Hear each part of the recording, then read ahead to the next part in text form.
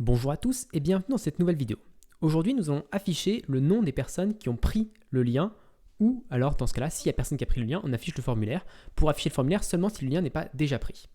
Donc pour ça, on va avoir besoin de modifier notre requête SQL. Donc je vais aller dans mon main.rs et ici dans ma requête SQL, je dois rajouter le name qui vient de links. Ici, je vais rajouter name row.get4 et dans ma structure link, je vais rajouter un name.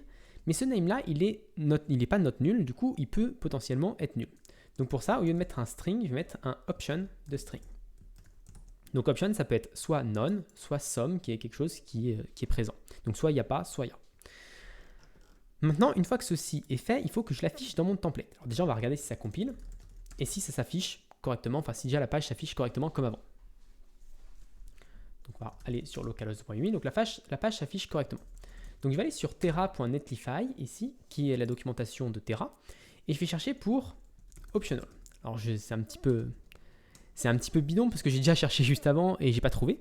Mais donc on ne sait pas trop comment faire et je trouve ça un peu dommage dans la documentation. Alors ils expliquent qu'on peut utiliser des if blocks.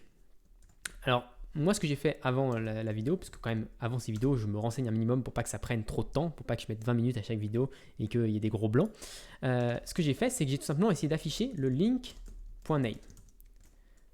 Et je réactualise, alors pas cette page-là, et on voit que ça fonctionne parfaitement bien. Alors que si je fais un SQLite 3 database.SQLite, select étoile from links, on voit que les deux sont nuls et pourtant il arrive parfaitement à les afficher, enfin du coup il affiche rien du tout.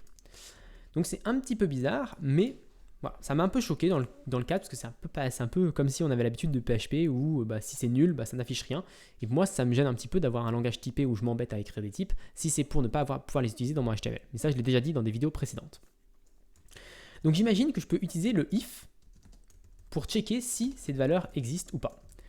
C'est dommage qu'on n'oblige pas, que le type ne m'oblige pas à vérifier que ça existe ou pas. Donc je vais faire un if link name. Dans ce cas-là, j'affiche le link name. Ensuite, je vais faire un else. Et enfin, mon endif.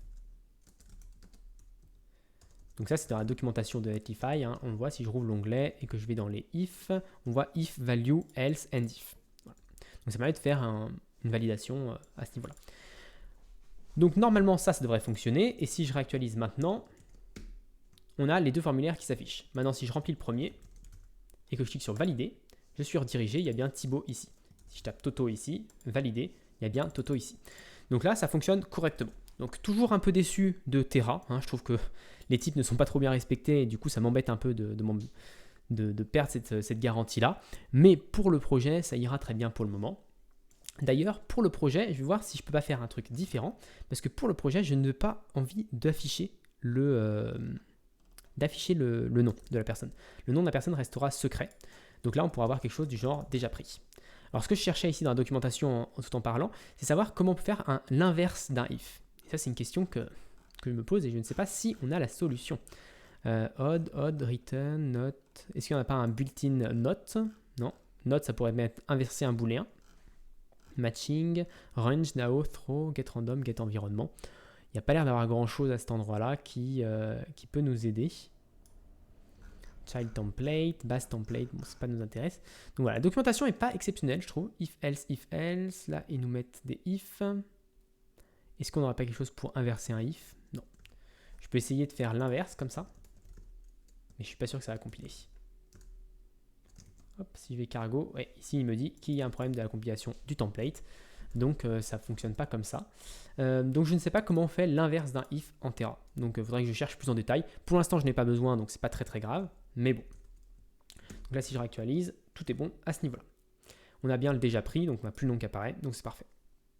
Donc voilà pour cette petite vidéo, j'espère qu'elle vous a plu. Si elle vous a plu, n'hésitez pas à vous abonner et à la partager. Et moi, je vous donne rendez-vous très rapidement dans la suite de cette série sur Rust et Rocket.